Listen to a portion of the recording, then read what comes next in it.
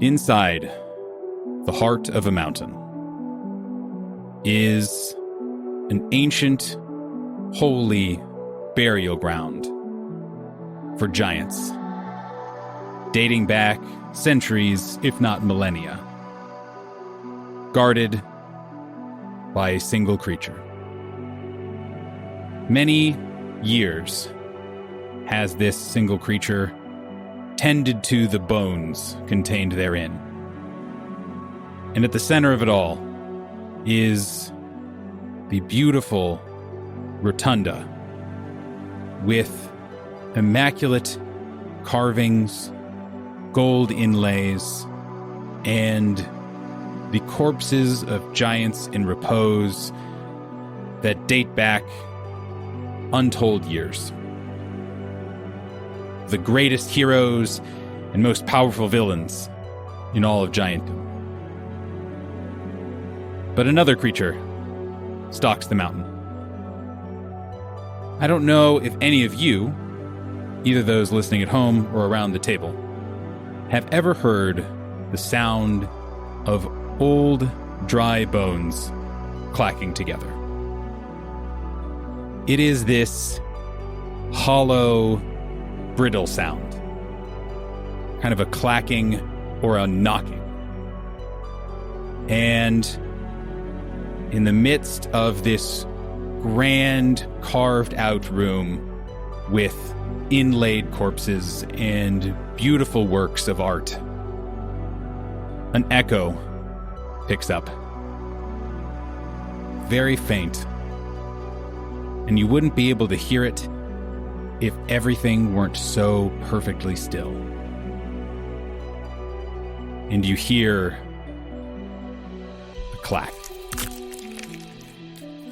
followed by a couple more in short succession, almost like a slow rattlesnake rattle.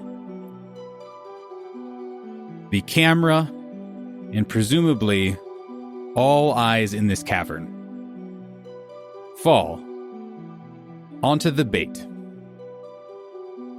Now, my dear guilders, who or what is serving as the bait for whatever fell creature you're about to encounter? So, I think everyone sees in the center of this large cavern a pile of old giant bones, purposefully gathered in order to attract some monster. And sitting on top of that, loudly complaining to his frog friends, is Checkers, the Grung Druid, and his trusty frog pals, Mango and Junior. And you just hear echoing throughout the cavern, "Boy, I sure wish no one takes these bones from me. I sure love bones. Isn't that right, Mango?" And Mango is just like pretending to enjoy licking one, but he's just making like a really sour face. I love these bones. I can't believe I've never had these before. Shadows flicker from the torches that are lit throughout this area.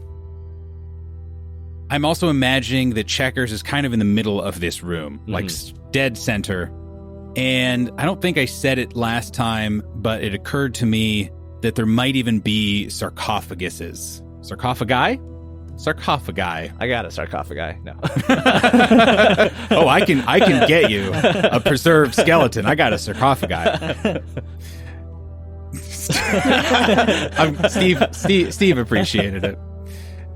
And they are also kind of dotting this landscape, some broken by age, maybe by attacks, but so many of them aged, but still beautiful. And in the middle of it all is Checkers. I think, Checkers, with your passive perception and knowing what you know about this creature, you can hear it. It's very faint, and it's to the point where it almost blends in with kind of the very subtle, you're shifting your weight a little bit, getting a little more comfortable in this pile of bones, and they're kind of clacking and falling around, but you can just pick it up where there's a noise, not from under you, but one in a different direction. And Checkers continues to loudly yell, and he gives the signal to his party who are waiting around different areas in the cavern. You know, Mango, I feel like I have the perfect number of bones here. Sure would be a shame if someone decided to add any bones to this bone pile. Checkers definitely got to pick the code words. Yeah. Yeah, got it. Roll me a perception check. 22. I'm going to count that as your roll. As you, before anyone else, see on the ground, there is just this little bit of dull gray white that just pushes up from the rock and gravel and dirt at the floor of this place. And you can see very subtly, very slowly, small other little bits start to gather to it. And it becomes this kind of larger little thing. Again, just shards of bone coming together, coalescing in just this tiny little patch.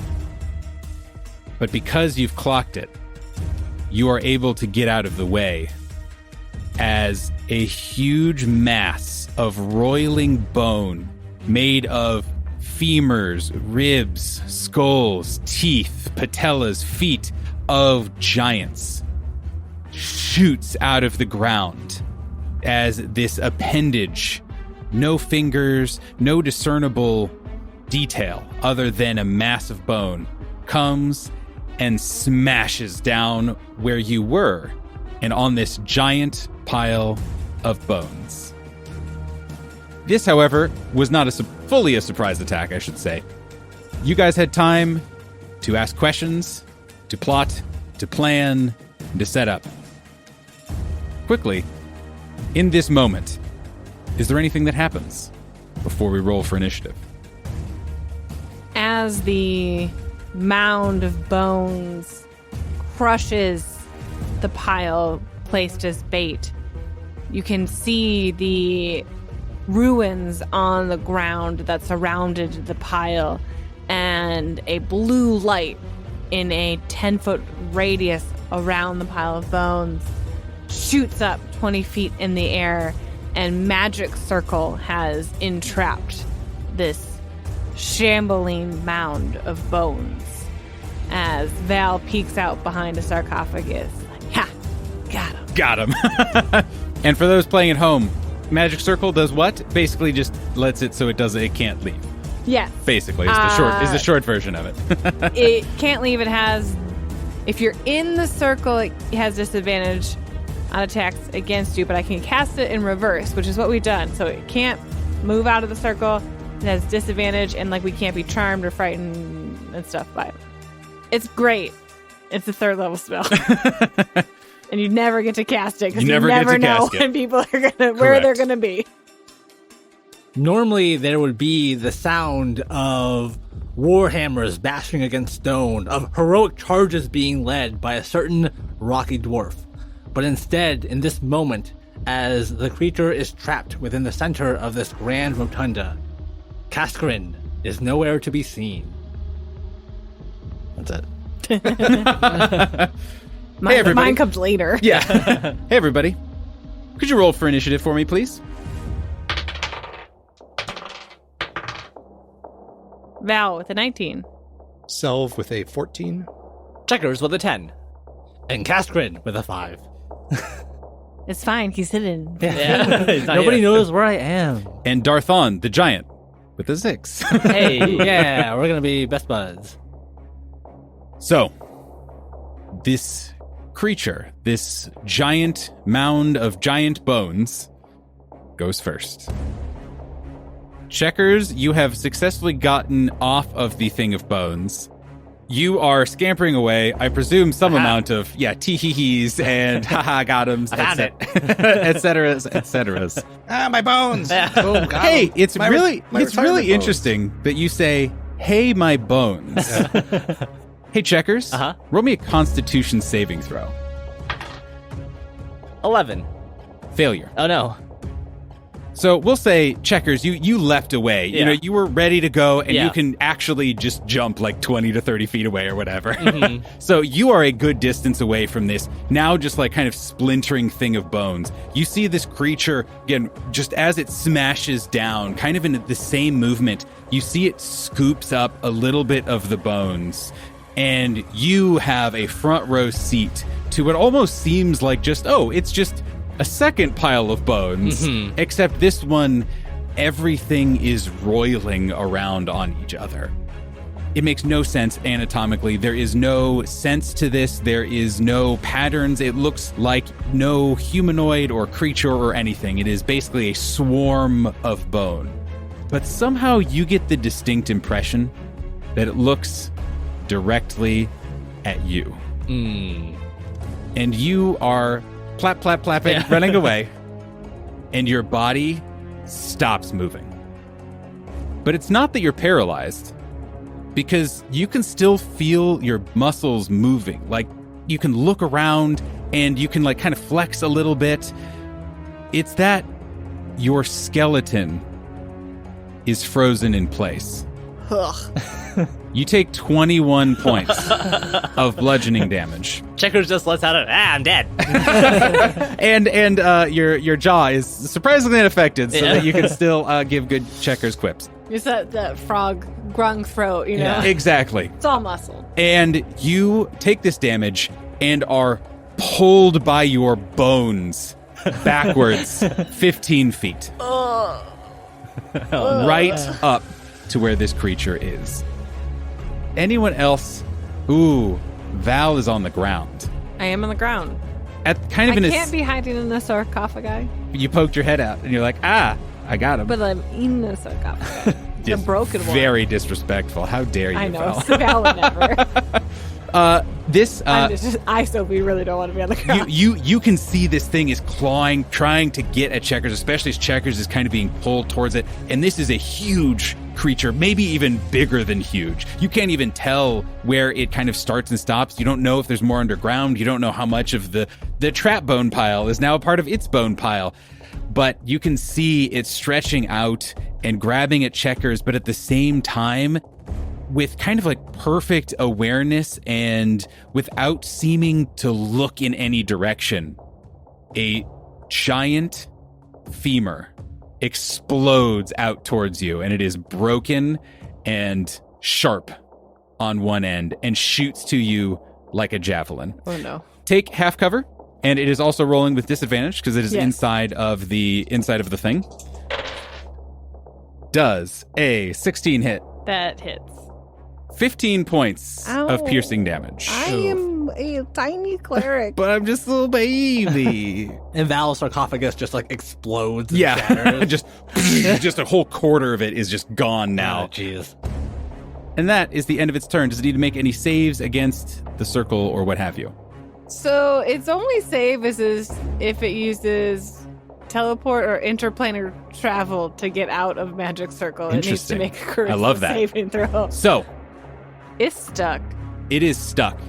And you guys were told a few things by Darthon, who is here, but is not upfront with you guys. First and foremost, he explained that part of the reason he needed your guys' help, other than there are at least two creatures that he could have kind of handled one-on-one, but doing multiple in one day was always tough. But recently, this creature in particular has become so large and powerful and filled with the bones of those he is sworn to protect, that the magic that he used to kind of give himself that fighting chance is not nearly as effective as it once was. Did he tell us that this kind of started happening when his partner passed? Because like there weren't two of them anymore to like one to like stay by the bones and then keep him safe and one to fend off the creature? It is kind of a symptom of it. He would tell you that if he and his partner were both here, they could have figured it out, they could have done it, but also he would have told you that things are slipping, rituals going unsaid, and there was even a theft recently, a few months ago, of someone reanimated a skeleton Walked under off his with watch. Sultan. Yeah, basically. And that was something that never would have happened with a partner. He also would have told you it likes to attack by surprise, which is why Checkers was able to do what he was able to do. And it also likes moving in and out of the ground and ceilings, which again, We hence the prepared plan. for.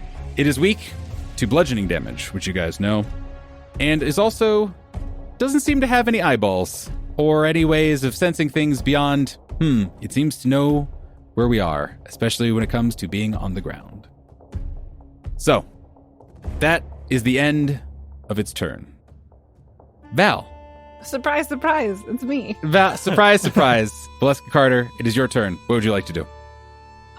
Sophie, would like to have realized that this wouldn't have helped, but I would have been curious to see if Val could have turned it. Probably not. That was probably something you would have learned as well in the discussion. This thing would have been way too much to do. It is like well beyond kind of the threshold, at least to turn and like destroy. You could always try to make it afraid or what have you, but yeah. I have more hitty ideas in that I cast Spiritual Weapon, and it Great. takes the form of the giant stamp that librarians use. Hell yes. It's still just magical force damage, but I like to think it's bludgeoning. Absolutely, yes. So Val starts with that. 15, That hits. It has pretty low AC. 5 points of damage, and as an action, Val will cast Mind Sliver. Can you please make me an intelligence saving throw, DC 15? It will attempt one. Great. Does it have any disadvantages because of magic circles? No, it just has a disadvantage to attack us. What's your DC? 15. That is a 14 on the die, so it's a failure. Hey! Nice. It's maybe wily, but it's not, I would say, intelligent. 5 more points of damage. Awesome. And it has a minus D4 on its next saving throw. Ooh, on its next save. Okay, awesome. I am curious as to what Val has placed in its brain as It the does Mind Sliver. nothing in its brain, but its being, its mound feels the effects of osteoporosis coming on. And does it say anything about affecting undead creatures? Not this one. no. Okay, great. Do you have a move? Anything you'd like to do? I run to full cover. Run as far as possible.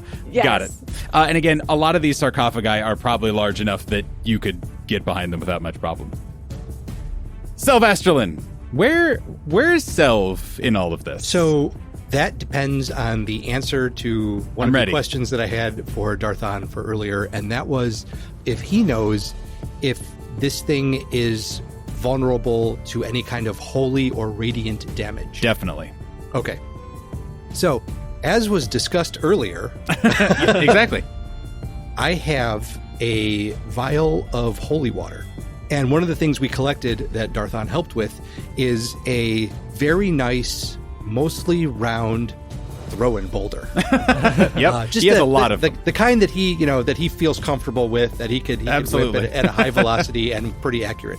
And so Selv is going to take his vial of holy water and basically dump it onto the boulder that he hopes Darthon will at some point hurl at this creature. Now, to be clear, is this holy water or is this... This is holy water, which is trademarked to one Edoris, Pensempre, care of the Golden Tree Adventuring Guild. Indeed, which is, I am sure, much more effective than normal holy water. One would hope. We'll see. And he TBD. does tend to put some kind of explosive element into Yeah. all of his stuff. So, and then I will use my movement then to get behind some other stalagmite that is wide enough to cover me. I'll say to Darthon before I move off, The boulder's ready when you are.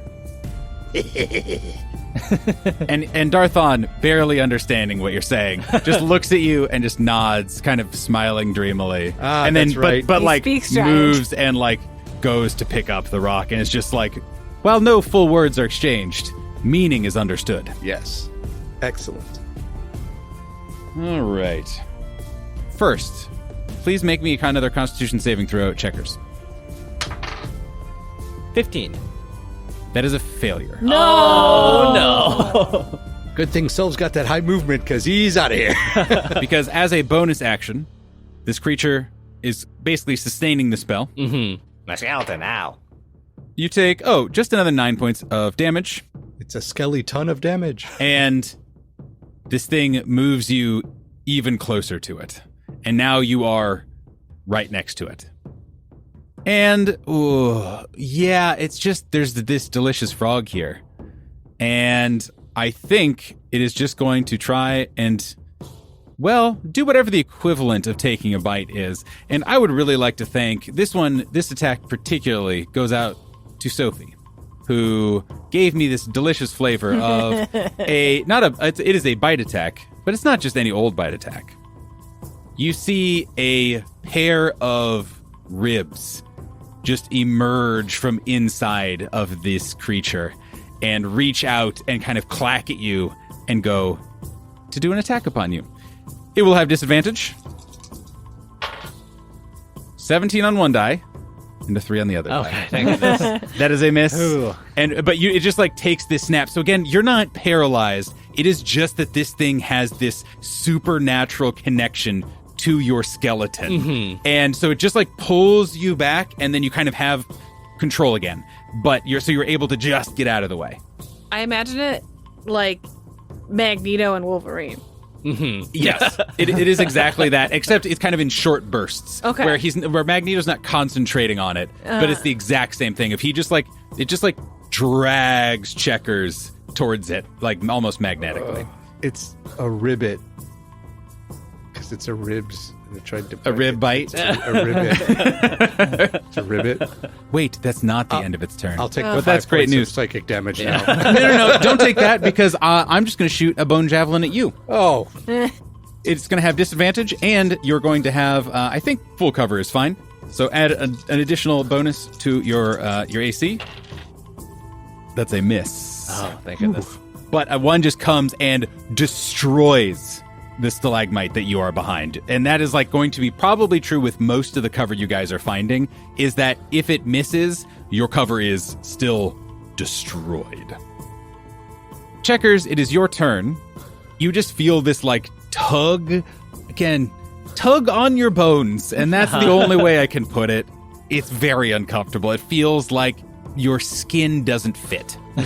Right. But you're able to move, you're able to act, and also, oh god, there is this horrible giant creature that I am right next to, just clacking and clawing and making these terrible, horrible sounds. And now, a word from our sponsors. If you love anime and D&D, check out Warlock.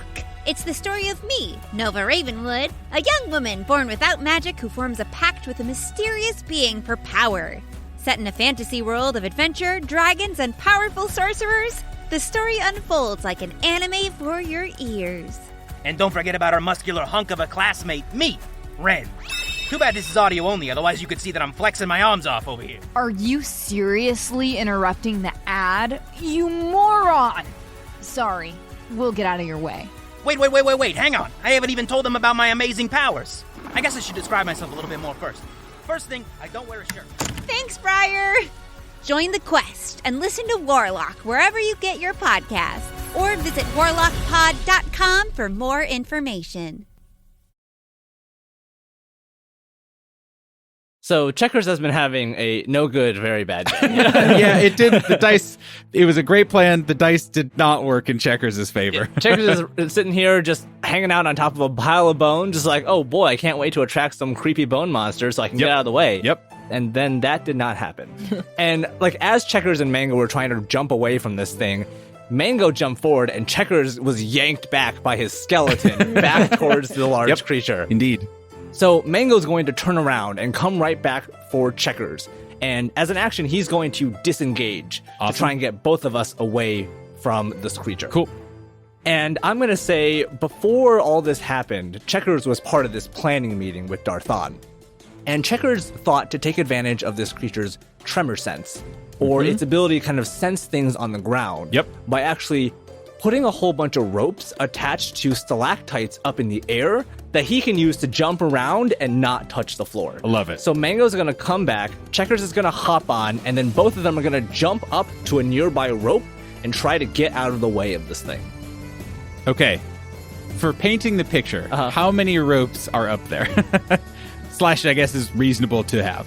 Like 6. Yeah, that seems good to me. Of just like, you're just swinging around in a big old like figure 8 or circle or whatever. Yeah. Cool. And as Checkers and Mango are grasping onto this rope, Checkers is going to, as an action, cast Summon Beast to summon the baby Billiam. Yay! Now the episode can begin. Yeah. And Billiam kind of materializes out of this energy, and this baby blue frog with butterfly wings comes down and smacks against this bone creature right in the ribs where it tried to bite Checkers. 15 to hit. That is a hit. 7 points of bludgeoning damage. Ow. It does more damage than you would think it would. And Billiam flies away, not touching the ground. And then at the end of my turn, I'll roll that Constitution saving throw. 25. Checkers, as you jump up and kind of are just dangling there. Like a Kermit the Frog doll with no hand in it. You look down, and this creature, again, still roiling, and you are able to just steel yourself to take that last little jump up and kind of climb up the rope and kind of break this like magnetic pull that this thing had on you as you successfully make your Constitution saving throw. Yay! Thank goodness. Woo. Seems good. Your bones are free. Your bones are free. Never thought I'd be so happy to have all my bones. It is now Darthon the Giant's turn. You all hear kind of filling this cave, and the acoustics are wild in here. They're not good, but they're like intense, if that makes sense. And you can hear this like deep rumbling voice fill the entirety of this place. And you are all kind of heartened by this, even those who do not understand what is being said. And you are all under the effects of Bless. Hey. Including Billiam, Yeah. and including Mango. So you all have a D4 on, I think, all your attack rolls and saving throws for as long as Darthon keeps concentration, which will be for quite a while. But that is his turn. He just kind of is still standing there watching all of this unfold and, again, looks down at the rock at his feet that Selv has, like, consecrated for him to throw. And that's the end of his turn. Casker and Brightmane. Hey, Cass. There's a lot going on. There's a lot going on, but I want to take us back a little bit because we have had, as players, probably a couple of hours to properly plan this trap. And so there was a meeting of the minds before. We're all huddled up thinking about what we're going to do. And we are now seeing this ultimate plan unfurl in this giant rotunda full of grand art. There is, in the center, this shambling mound trapped by Valeska's pre-planned magic circle. As we look up, as the camera moves from the base of the floor where this creature is shambling around, there is Checkers and Mango hanging from some of the ropes, swinging around from these lines that have been affixed to the ceiling. And as we follow the ropes up and up towards the ceiling, we see a giant boulder that has been affixed to the ceiling using pythons and rope. And on top of that is a certain stony dwarf who has been waiting, ready for this moment for hours. Yeah, I was going to say, you've been stuck up there for quite a while now. And you hear the sound of like frantic sawing as Caskrin is taking this dagger and trying to desperately cut a rope. All of a sudden, the final rope is cut, and at the very top of the ceiling, this giant boulder begins to fall directly on top of the creature trapped by this magic circle. But that is not all that happens. For as Kaskrin is like belly flopped, holding this boulder for dear life, riding it down towards the bottom of the floor, he casts Enlarge to make this thing 8 times its weight. Yep. And this rock just enlarges on its way down, eclipsing this mound of shambling bones, until a few moments later, a giant impact crashes against the floor directly on top of this magic circle. All right, so I'm going to have it roll a dex save at disadvantage because it can't really move. It's more about like getting an amount of mass out of the way for it to make sense. Nope, rolled pretty bad. So I'm rolling 10d6, and then I'm adding 5 more d6. Cool. That seems 6 more d6. That seems worth a spell slot. It takes 57 points of damage, but it's also vulnerable to bludgeoning damage, so it takes even more damage than that. Dang. As Kaskrin and the rock fall, Kaskrin holds onto a backpack that he had gotten way back when, as we left Deepwood and joined the Raven Mount onto the journey over here, and he pulls a ripcord from it. And from the backpack, there is a giant white parachute that unfurls and then catches the air immediately, slowing Kaskrin's fall. Ooh, and it probably looks like a cool like bird outline. Oh, yeah. For sure. It's like a Wings. raven. Yeah, it's like a black raven or something. And you hear just like as it unfurls. It's It really should pretty be, cool. And Kaskrin slowly falls towards the ground as this creature is smashed by the rock. Awesome. Just for posterity's sake, I think you did 114 points of damage. Oh, hell yeah. Oh. It is the top of the round. This creature is still in the middle, trapped in Val's holy circle, magic circle. It's weird. Holy It is a magic. holy circle that is magic. There is a Checkers who is dangling from a rope just a little bit above it, and there is a Selv who is behind a just decimated stalagmite where it's like, I'm crouching behind like 1 foot of stalagmite. There was something here when I started. Correct. There is a Val who I think just ran off to misc full cover. Yeah, just full Didn't cover. matter what it was, just ran the hell Anything. away. And then a beautiful, beautiful Kaskrin just floating up above all of us as I assume... Like an angel with his white parachute, Precisely. bird wing. Oh my god, they're wings, so he does look like an angel. Exactly. Yeah, exactly. Hell yeah, this is a great idea. And you can see this creature not only is stuck in this circle still, but is now like there's this huge boulder still sitting on top of it that it's just kind of like swirling around. Even as it's not able to escape, you see it kind of bones skittering up the edges and clacking and making an even bigger din. And, I mentioned that there is even more noise than there was previously, to the point where it's pretty unsettling, actually. It's actually very bad, actually, is what it is. I would like anyone within 60 feet of this creature to make me a wisdom saving throw, please. Oh, Hey, I have geez. advantage on those. Wait, Ooh, yeah. wait, time out. You are correct. Targets outside the magic circle can't be charmed, frightened, or possessed by the creature. Very interesting. That was a test. Hey, I remembered. And you passed. But you all get this sense that, again, all this clattering intensifies and it becomes a racket, and it is just filling your thoughts, and it is like your ears are throbbing. But just as it kind of reaches its fever pitch, you see the magic circle just kind of flare with energy, and it just dampens it, where it's not as loud as it was. And you all do not have to roll a pretty high DC to be frightened by this creature. That is its turn. So Val will find a piece of the bone mound that is not covered in rock and hit it with a library stamp. 10 to hit. That is a miss. There's just not enough bone outside this rock. And then we're going to go at first level. Val will cast Guiding Bolt. Natural 20! Hey, nice. 4d6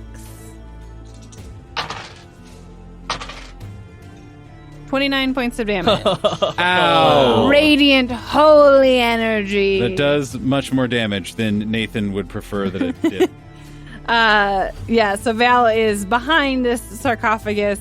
She peeks her head around the corner and commands this library stamp to smash down on it, but instead of smashing down, it like glances off the side of the boulder because there's not enough bone sticking out of it.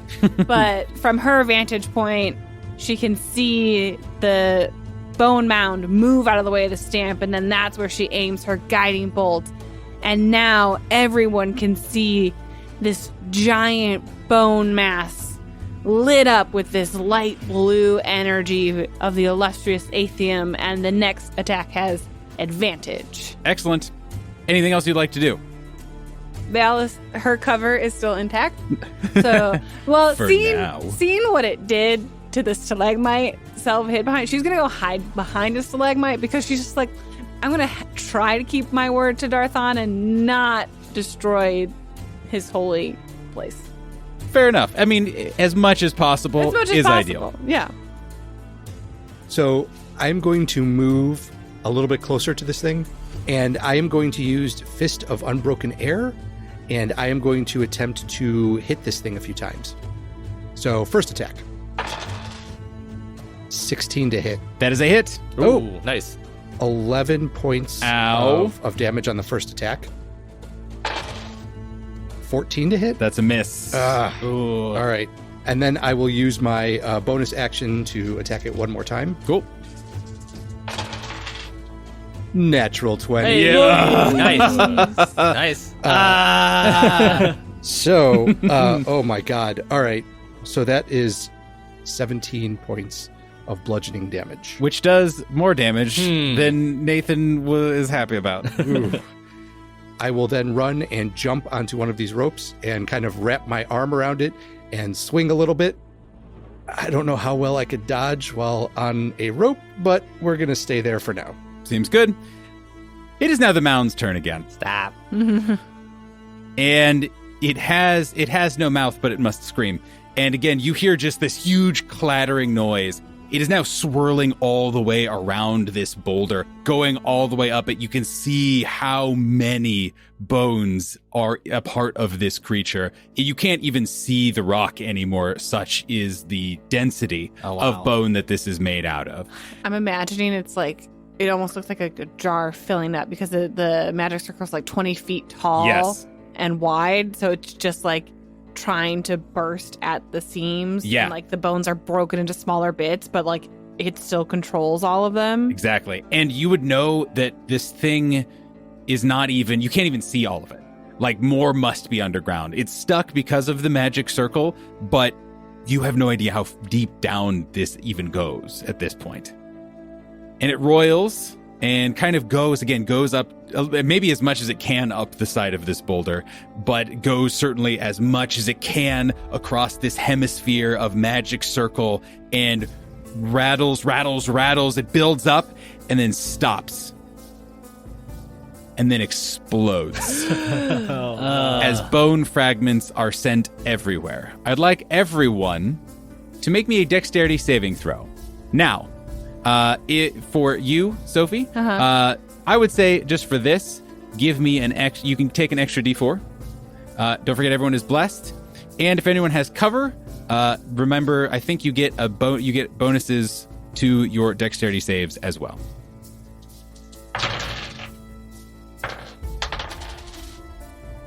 So did anyone, again, don't forget you're blessed, don't forget any bonuses. DC 16. Ooh. Selv with an 18. Hey, great. Val with 21. Excellent. Caskrin with a 7. No. The 3 frogs have a 19 minimum.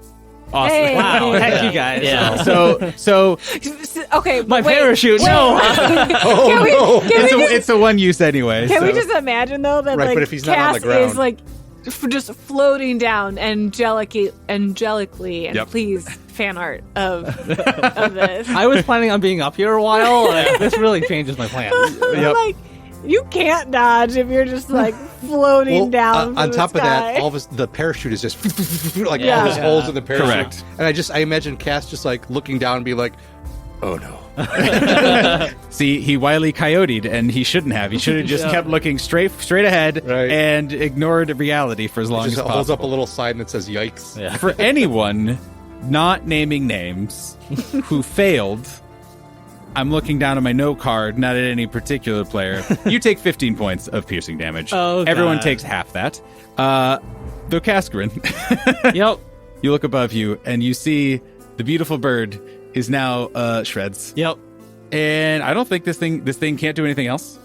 Again, it is clearly now. That was enough, Nathan. No, it was fine. But you can see now it is like once again trying to grab and claw its way out of this trap. It is greatly diminished. A lot of the bone pieces are now kind of like fine powder instead of like, just hulking bits of femurs and whatnot. And it's not feeling good after the fists and the radiant damage. And also the giant fucking rock that was dropped on it. Nice. Checkers, it is your turn. Well, you know who else is fine powder? Checkers, the Grung Druid. Checkers has taken more damage this combat than I think he's ever taken, so he is looking particularly shredded by that last explosion. Yeah. Looking real lean over here. Yeah, right. Real bulked up. He has significantly less mass than right. when he did previously. Yeah. Checkers is gonna grab a rock from Junior and Who just also is blessed. yes, Obvious. Junior himself. is hashtag blessed. Yeah, and crossbow it at the bone pile, trying to break some more of its bones off. Awesome. That is also a crit. No. Yeah. Excuse me? Yes. Nathan's gonna ban Starbuck die. Yeah. They're too good. They're too powerful. Damn it. So this magically imbued stone goes flying dead on right into the middle of one of these large femurs that this thing is controlling. Yep. 16 points of magical bludgeoning damage. Nice. All right. It is still up. And, Not by a lot. and from the other side, Yep. Billiam unfurls his large muscular tongue and just whips it towards the bones. Uh-huh. 23. Also a hit. 10 points of bludgeoning damage.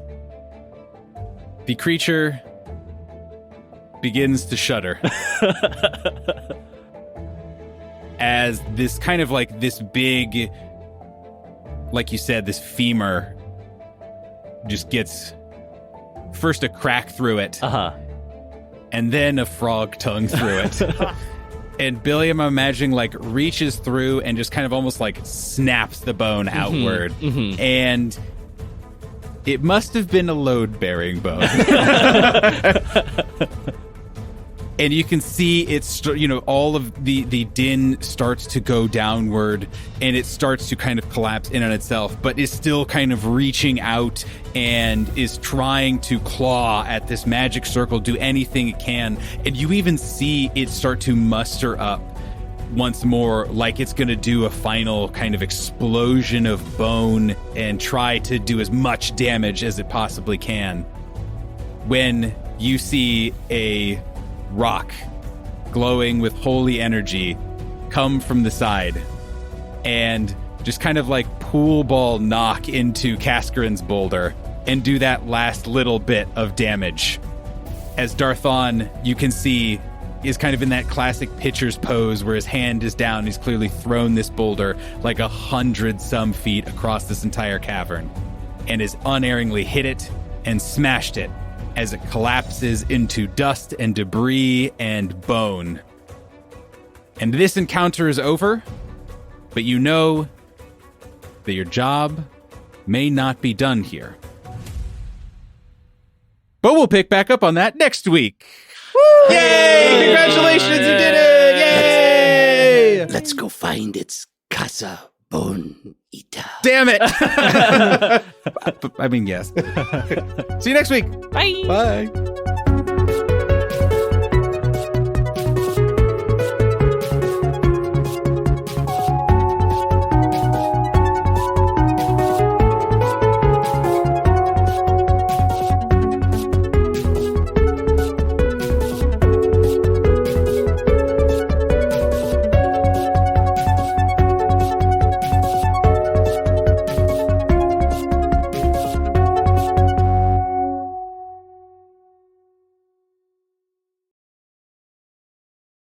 So Kaskrin, instead of writing this thing down, because that was actually a dumb idea, he is about the midpoint of this thing falling, going to try and jump off of it and grab onto one of the other ropes that is attached to the ceiling and hope that he makes it.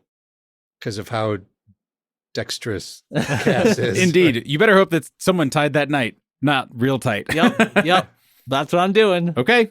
Cass reaching terminal velocity say. at the rate of a rocky dwarf. Or Well, it would be falling damage, which would be the 10d6. Yeah, I got the 10d6 back up. Don't worry. What do I have? Oh, no. What do I have to roll? But hey, great news, Cass. You're blessed. You are blessed. That's true. I am going to say, so a very hard DC is 25. Impossible, I think, is 30. I'm just trying to grab a rope on the way down.